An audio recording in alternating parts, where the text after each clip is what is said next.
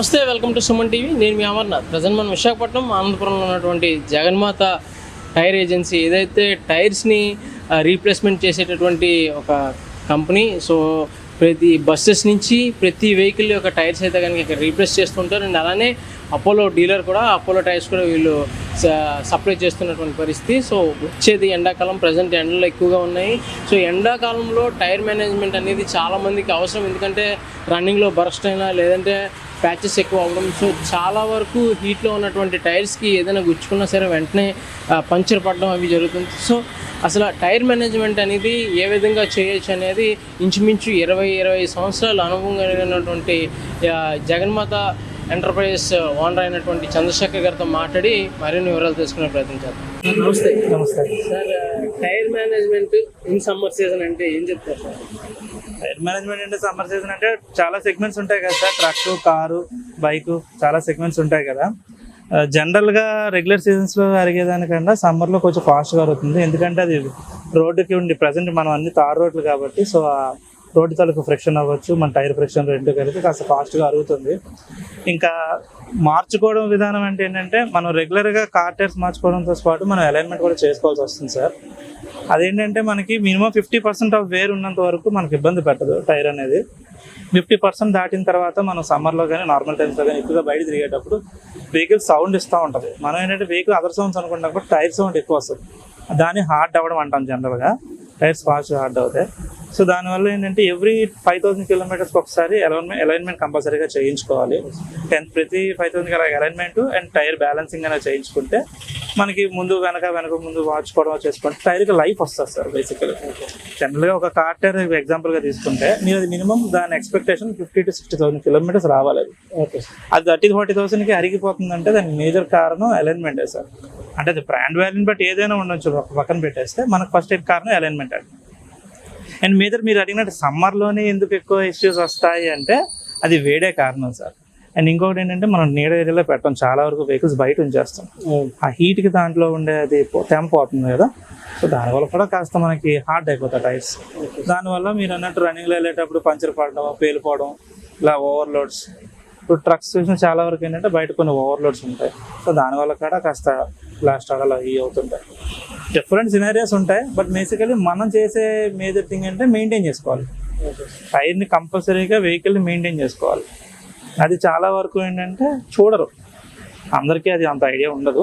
But ఈ మధ్యకాలంలో అవగాహన పెరిగిందిలేండి. అది బాగా గతం మీద చాలా అవగాహన పెరిగింది. ప్రతి ఒక్కరు కూడా అలైన్మెంట్లో చేయించుకుంటున్నారు. మెయింటెనెన్స్ బాగానే ఉంటుంది.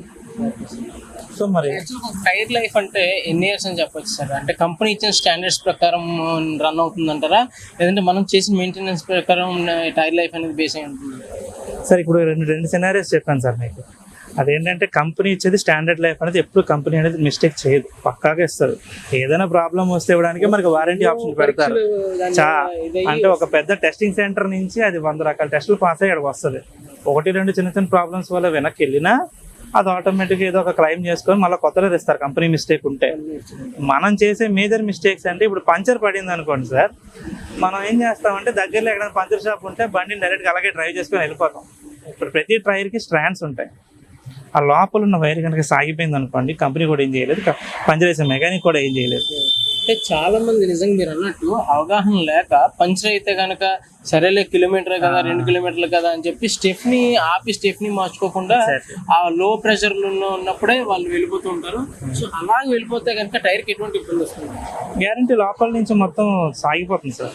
మీకు మామూలుగా టైర్ ఓపెన్ చేసేటప్పుడు చూస్తే లోపలంతా పౌడర్గా వచ్చేస్తూ ఉంటుంది. సో అప్పుడు మీకు పంచర్ వేసినా సరే అది ఇంకా కాయదు. వెంటనే ఒక 2-3 టైమ్స్ చూస్తారు, మళ్ళీ అదే మెకానిక్ దగ్గరికి వెళ్తారు మీరు, మళ్ళీ అడిగి ఒక పంచర్ అని చెప్తాడు. 2-3 పంచర్ కానీ సార్ వేస్ట్ అయిపోయింది సార్, టైర్ మార్చుకోండి. యాక్చువల్గా ఫస్ట్ టైమే మీది పోయింది. మీరు ఏంటంటే ఇమ్మీడియట్గా ఎక్కడైతే మీకు ఫ్లాట్ టైర్ అయ్యిందో అక్కడే మీరు టైర్ని స్టెప్ని మార్చుకొని టైర్ని తీసుకొని మెకానిక్ దగ్గరికి వెళ్ళాలి. చాలా వరకు మనం అది చెయ్యం. పక్కనే ఒక 1 కిలోమీటర్ 1/2 కిలోమీటర్ రేంజ్లోని మనకు ఒకటి మెకానిక్ ఉన్నాడు అనిపిస్తే ఎందుకు మనం కష్టపడడం అని చెప్పి టైర్ని కష్టపెడతాం. ప్రెషర్ లేని టైర్ ఎంతకని కాస్తా సార్. అది కూడా నిన్నే కొన్న కొత్త టైర్ అయినా కాయదు మీకు. అది ట్యూబ్లెస్ టైర్స్ అంటాం సార్. ట్యూబ్లెస్ టైర్స్ కైనా కొంత లైఫ్ ఉంటుంది కదా, అది దాన్ని ఎంతవరకు భరించడం అంతే. సో దానివల్ల ఏంటంటే ఫాస్ట్గా పంచర్ అవుతూ ఉంటాయి. సో సార్ వీల్ ఎలిమెంట్ అనేది ప్రధాన కారణం అని చెప్తూ ఉంటారు, ఎందుకంటే కొన్ని టైర్స్కి అనీవెన్గా కూడా అరుగుతున్న పరిస్థితి. సో అవి బికాస్ ఆఫ్ రోడ్స్ అంటారా, డ్రైవింగ్ మీద డిపెండ్ అయి ఉంటుంది అంటారా? డిఫరెంట్ టైప్స్ ఆఫ్ రోడ్స్ మీద. ఇప్పుడు మనం హైవేకి వెళ్ళామంటే మనం ఎక్కడికి వెళ్తాం మనకు తెలియదు కదా సార్. మనం లూప్ లైన్స్లోకి వెళ్ళొచ్చు, హార్ష్ రోడ్లోకి వెళ్ళొచ్చు. రోజు మనం హైవే టు హైవే తార్ రోడ్లోనే తిరుగుతామని గ్యారంటీ ఉండదు. మడ్డీ రోడ్స్లో తిరుగుతాం, రాళ్ళు ఉంటాయి, అన్నింటిలో తిరుగుతాం. సో అక్కడ ఏమవుతుందంటే అలైన్మెంట్ అవ్వకపోతే ఇన్సైడ్ ఒకలాగా అవుట్ సైడ్ ఒకలాగా అరుగుతూ ఉంటుంది. సో దానివల్ల ఏంటి, బయట చూడండి ఫుల్ బటన్ ఉంటుంది, లోపల చూస్తే ఏమో టైర్ అరిగిపోతుంది. నేను ఎందుకు రొటేషన్ అన్నానంటే, మీరు వన్స్ అలైన్మెంట్ 25,000 అలైన్మెంట్ చేయించుకునేటప్పుడు కంపల్సరీగా ఒక టెక్నీషియన్ టైర్ బయటకు తెలిసి ఇన్ అండ్ అవుట్ దాని హెల్త్ ఎలా ఉందని చూస్తాం. అప్పుడు మనకు తేడా ఉందనిపించింది అనుకోండి, దాన్ని రివర్స్లో మళ్ళీ ఫిట్ చేసి మళ్ళీ పెడతాం. సో దానివల్ల మనం కాస్త లైఫ్ని కొంచెం ఎక్స్ప్లెయిన్ చేయొచ్చు. అంటే 40,000 వచ్చేది 50,000 వచ్చింది టైర్. అలైన్మెంట్ అనేది కంపల్సరీగా చేసుకోవాల్సింది. అది ట్రక్ చేసుకోవాలి, కారు చేసుకోవాలి, ప్రతిదీ చేసుకోవాలి. సార్ ఫైనల్లీ ఇన్ని సంవత్సరాల ఎక్స్పీరియన్స్ టైర్స్ రంగంలో మీకు ఉన్నది కాబట్టి అడుగుతున్నాము. సో టైర్స్ని బెస్ట్గా పెర్ఫామ్ చేయాలి అండ్ టైర్స్ లైఫ్ మనకి బాగా రావాలనుకుంటే మా ప్రేక్షకులకు మీరు ఇచ్చే సలహా ఏంటి? నేనైతే మాత్రం ఒకటే చెప్తాను సార్, ప్రాపర్ అంటే తిరుగుతాం కదా మనం బయట, మ్యాక్సిమం వెహికల్ని నైట్ ఆర్ డే పార్క్ చేసేటప్పుడు కాస్త నీడగా ఉండే ప్లేసెస్లో పార్క్ చేసుకోండి, ఫస్ట్ ఆప్షన్. రెండోది ఏంటంటే రెగ్యులర్గా మెయింటైన్ చేయండి టైర్ని. టైర్ ఒక వెహికల్ ఎంత పెద్దది ఉన్నా సరే దాని మీద దాని కాలే, అది టైరే. దాన్ని మీరు కరెక్ట్గా మెయింటైన్ చేయకపోతే మైలేజ్ రాదు.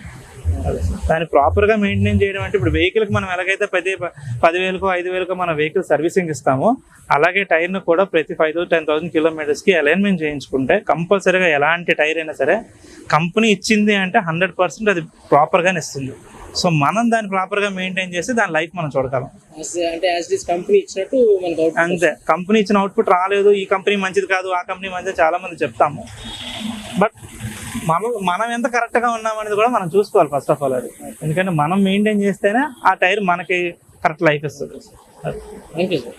సో చూసారు కదా, టైర్ మెయింటెనెన్స్ ఏదైతే వీల్ బ్యాలెన్సింగ్, వీల్ అలైన్మెంట్ అనేది చాలా తప్పనిసరి. ప్రతి 5 కిలోమీటర్లకి 5,000 కిలోమీటర్లకి చేయించుకోవాల్సినటువంటి పరిస్థితి కనిపిస్తూ ఉంటుంది.